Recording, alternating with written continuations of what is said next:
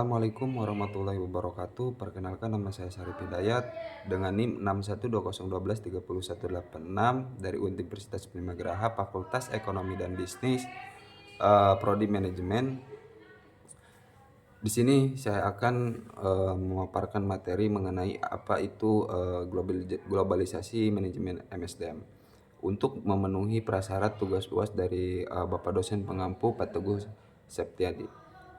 Kemudian adapun sub pembahasan yang akan saya paparkan, yang pertama ada pengertian globalisasi MSDM, kemudian ada perspektif para ahli, selanjutnya ada tantangan di era kontemporer, ada orientasi dan staffing karyawan, ada rekrutmen dan seleksi, dan pelatihan dan pengembangan. Nah, adapun pembahasan yang pertama yaitu adalah apa itu globalisasi manajemen SDM. Nah, globalisasi MSDM ini adalah proses pengelolaan sumber daya manusia yang melampaui batas negara, memadukan strategi, kebijakan, dan praktik SDM agar apa? Agar organisasi ini mampu bersaing serta secara efektif di pasar internasional. Kemudian ada pengelola tenaga kerja negara dan budaya, terus menyelaraskan kebijakan SDM lokal dengan strategi global, kemudian menjadi sumber keunggulan yang kompetitif perusahaan multinasional. Nah, adapun MSDM dalam angka pikir, dalam hal ini ada lintas negara. Lintas negara ini adalah kebijakan SDM yang berlaku di banyak yudikasi dan budaya. Kemudian ada lintas negeri, ada lintas fungsi juga. Nah, lintas fungsi ini adalah menyatukan rekrutmen, pelatihan, kompensasi, dan hubungan industrial. Kemudian ada berorientasi strategi. Nah, berorientasi strategi SDM ini menjadi mitra strategis, bukan sekadar administratif.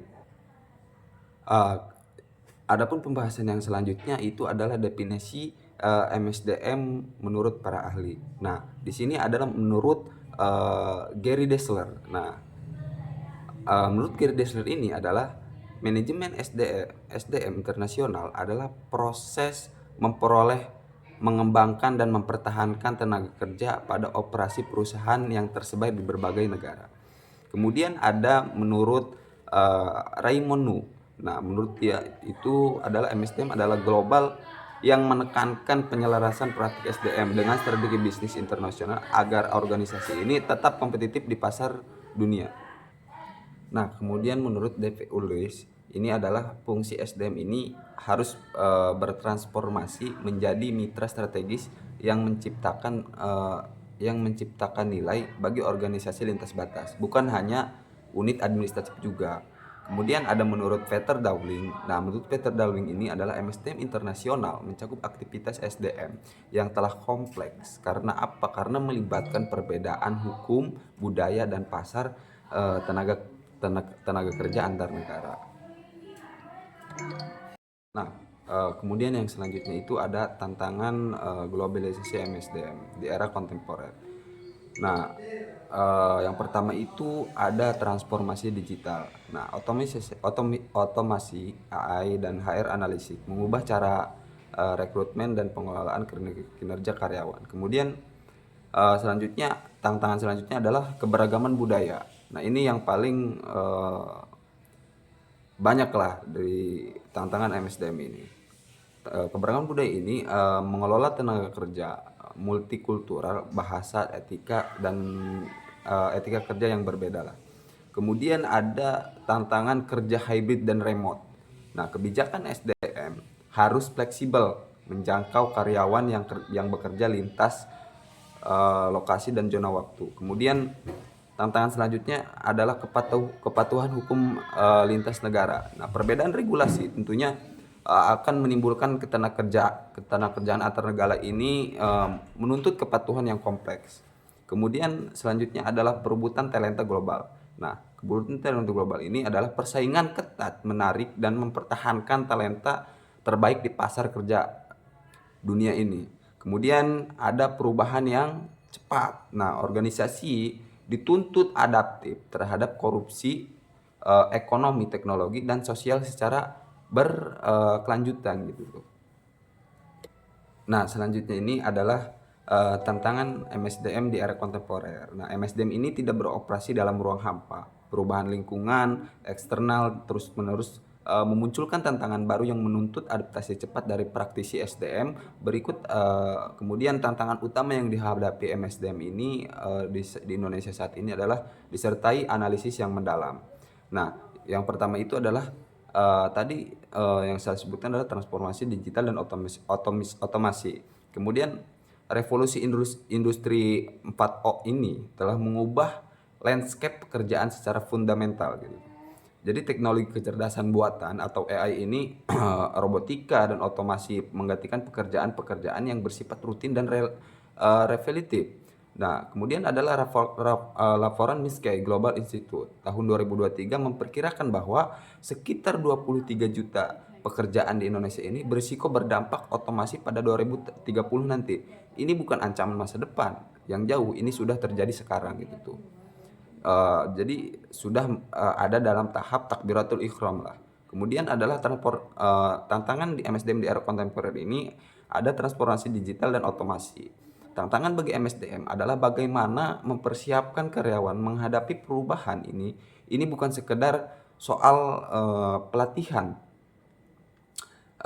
teknis, penggunaan teknologi baru. Ini tentang mengubah mindset dan budaya organisasi secara menyeluruh gitu tuh.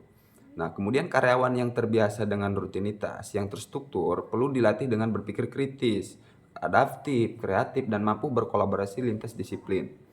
Transformasi digital juga menghadirkan tantangan baru dalam rekrutmen dan seleksi. Posisi-posisi baru ini seperti data scientist, AI engineer, terus digital marketing, spesialis menjadi sangat dibutuhkan.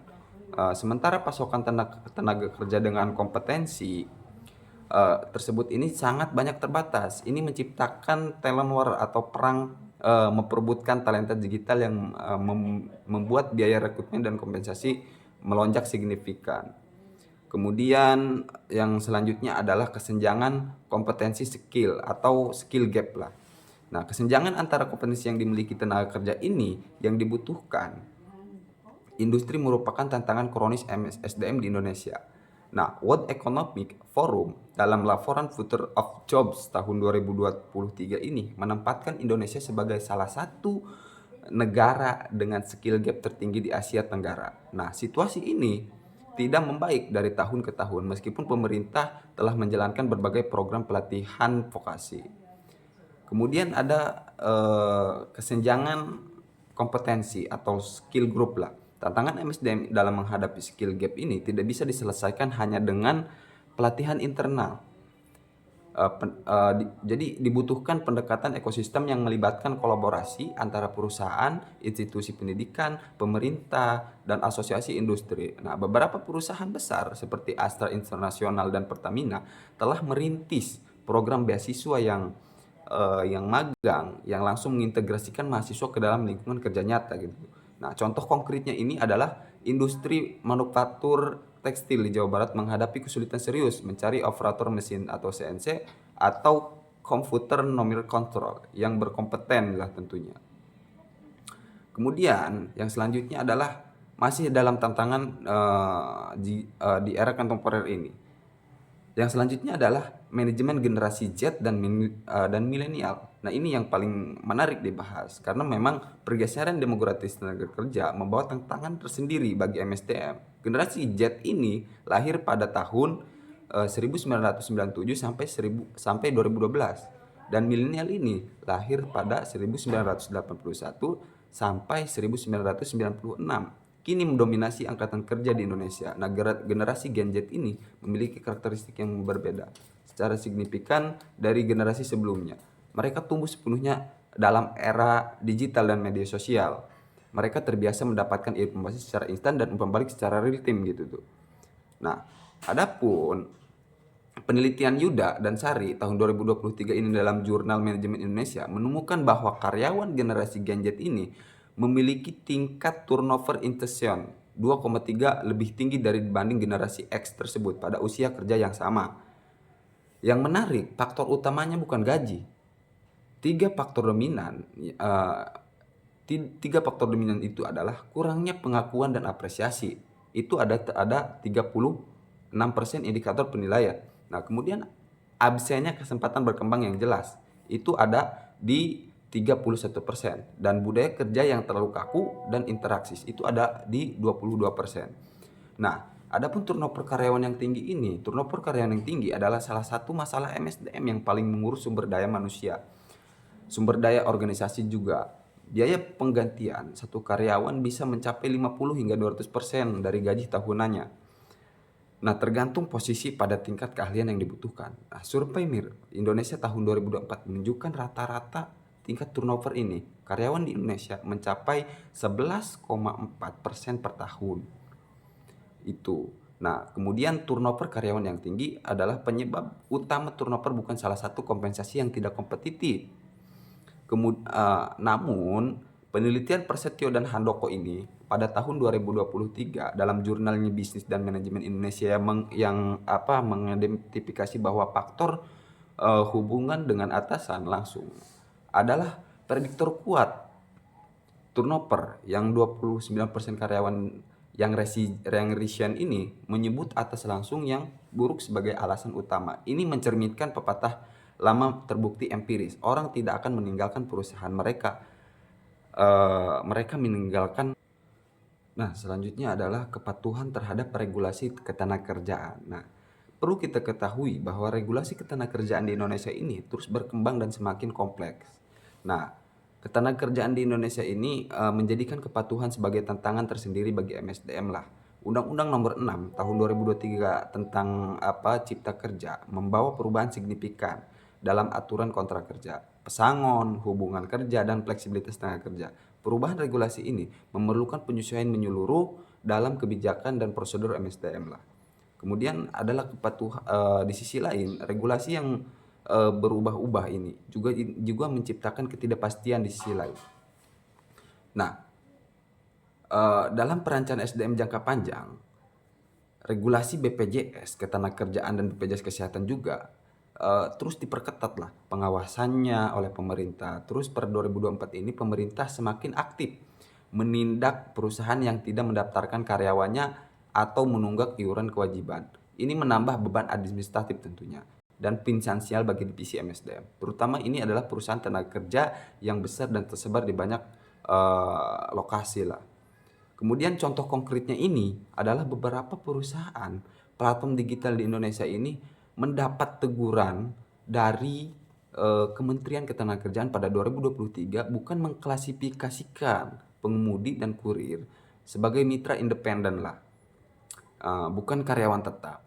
Untuk menghindari kewajiban BPJS dan pesangon, kasus ini memaksa industri platform digital untuk meninjau ulang model hubungan kerja mereka dan mencari keseimbangan antara fleksibilitas bisnis dan perlindungan hak tenaga kerja.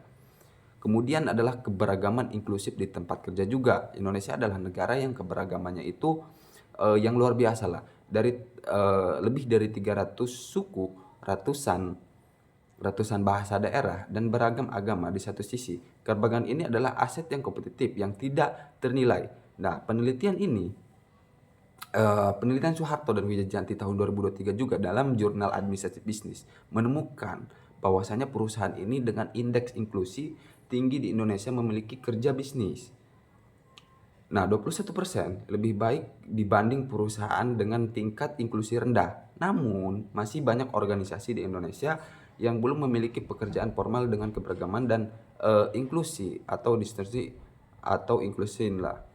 Kemudian, salah satu dimensi D dan I masih menjadi tantangan besar dalam kesetaraan gender juga. Data Kementerian PPPA tahun 2024 ini menunjukkan bahwa perempuan hanya mengisi sekitar 28% posisi manajerial di perusahaan Indonesia ini. Ini jauh di bawah rata-rata Pasifik sebesar 35%. Nah, kemudian tantangan selanjutnya adalah kesehatan mental karyawan. Nah, Intodelik Indonesia tahun 2024 memperkirakan bahwa 1 dari 5 pekerja di Indonesia ini mengalami gangguan kesehatan lah, mental ringan hingga sedang yang berdampak langsung pada produktivitas kerja. Dampak ekonomi dari masalah kesehatan mental ini tidak kecil. Organisasi Kesehatan Dunia atau WHO ini juga memperkirakan bahwa depresi dan kecemasan menyebabkan kerugian produktivitas lah global senilai $1 triliun per tahun. Di Indonesia juga estimasi kerugian akibat masalah kesehatan mental karyawan mencapai 50 triliun per tahun dalam bentuk absensi. Nah, kemudian Intol di 2024 juga memperkirakan bahwa 1 dari 5 pekerja Indonesia ini mengalami gangguan kesehatan mental. Lah itulah dari tantangan-tantangan di era kontemporer. Kemudian sub pembahasan yang selanjutnya atau yang terakhir itu adalah orientasi dan staffing karyawan atau pegawai. Nah, adapun pengertian staffing dulu, nah yang kita harus ketahui adalah staffing ini adalah salah satu fungsi manajemen yang memiliki kesamaan dengan organizing. Akan tetapi, staffing lebih berfokus pada kegiatan pengenalan dan penyesuaian karyawan terhadap seluruh sumber daya manusia di posisi yang paling sesuai dengan bidang keahliannya. Nah, staffing ini juga tidak hanya sebatas hubungan dengan tenaga kerja saja, akan tetapi juga mencakup pengelolaan sumber daya manusia di dalam organisasi atau perusahaan, termasuk inventaris, peralatan, serta sumber daya lainnya lah. Nah, adapun menurut para ahli nih, menurut Josh Terry ini mendefinisikan staffing sebagai fungsi manajemen yang berkaitan dengan perekrutan, seleksi, pelatihan, penempatan, dan pengembangan karyawan. Nah, definisi ini menekankan bahwa staffing adalah rangkaian aktivitas berkelanjutan. Kemudian ada menurut Hasibuan. Hasibuan ini juga mendefinisikan staffing sebagai proses penarikan seleksi, penempatan, orientasi, dan pengembangan karyawan agar organisasi tenaga kerja yang efektif dan efisien. Kemudian adalah tujuan staffing itu tersendiri. Yang pertama adalah mewujudkan sinergi antara karyawan dan tugas serta kewajibannya. Kemudian mewujudkan mekanisme kerja yang efektif, kooperatif, dan terpadu. Kemudian ada mendukung karyawan agar mampu menyelesaikan tugasnya sesuai bidang masing-masing. Nah, terus memotivasi karyawan agar mau memberikan hasil kerja yang maksimal bagi perusahaan, meningkatkan kesejahteraan karyawan secara jasmani dan rohani, mengelola karyawan berdasarkan asas keadilan, perhatian, dan transparansi. Kemudian ada fungsi staffing juga. Fungsi staffing ini diantaranya adalah perencanaan tenaga SDM sesuai kebutuhan di bidang atau aspek pasti membutuhkan tenaga SDM yang kompeten agar perusahaan ini tetap bersaing di tengah pasar gitu. Nah, selanjutnya adalah proses rekrutmen. Nah, staffing ini juga melibatkan fungsi rekrutmen karyawan, kemudian melakukan seleksi dan penempatan. Pelatihan dan pengembangan fungsi staffing ini sangat berguna agar apa? Agar karyawan baru bisa beradaptasi dan lebih fokus dan lebih produktif juga saat melaksanakan tugas yang diberikan. Dan yang terakhir adalah evaluasi karyawan ini. Yang penting juga fungsi evaluasi juga mencakup penilaian, promosi, dan mutasi karyawan. Nah, selanjutnya adalah proses staffing dalam perusahaan. Salah satunya adalah merencanakan SDM. Nah, tim HRD juga akan membuat rencana nih kegiatan mengenai pengadaan karyawan dan melaksanakan karyawan. Tim HRD juga merekrut karyawan sesuai kualifikasi atau kemampuan yang sesuai lah. Menyeleksi karyawan juga, setiap kandidat yang telah direkrut harus melalui tahap seleksi agar perusahaan ini dapat mendapatkan karyawan yang sesuai. Nah, kemudian staffing juga melibatkan orientasi dan pengenalan pada kandidat yang lolos tadi dari tahap pemilihan atau seleksi. Nah, kemudian HRD juga menyelenggarakan pelatihan dan pengembangan yang bertujuannya untuk meningkatkan produktivitas lah. Nah, menilai kinerja karyawan, setiap perusahaan memiliki indikator penilaian yang berbeda tentunya. Kemudian tim HRD juga memberikan perencanaan pengembangan karir. Tim HRD harus mempertimbangkan lah pengembangan karir pada karyawan ini. Nah, ini yang terakhir adalah studi kasus staffing dalam perusahaan. Nah, studi kasus staffing dalam perusahaan menunjukkan pentingnya perencanaan dan pengangkatan staf yang efektif untuk mencapai tujuan bisnis jangka panjang. Berikut mungkin beberapa contoh studi kasus yang menyoroti aspek-aspek penting dalam staffing. Yang pertama ada di PT Ilmici. Nah, perusahaan Educ yang menerapkan pendekatan proaktif dalam perencanaan SDM dan meningkatkan staf dan analisis lah. Pasar tenaga kerja dan perencanaan strategi bisnis yang jangka panjang. Kemudian ada PT Dewo Securities Indonesia. Ini menyediakan analisis proses staffing karyawan, termasuk tahapan requisition form, administrasi, seleksi, dan pengembangan karyawan. Nah, mungkin itu saja yang bisa saya sampaikan dan kurang lebihnya mohon maaf. Wabillahi taufiq wal hidayah. Wassalamualaikum warahmatullahi wabarakatuh.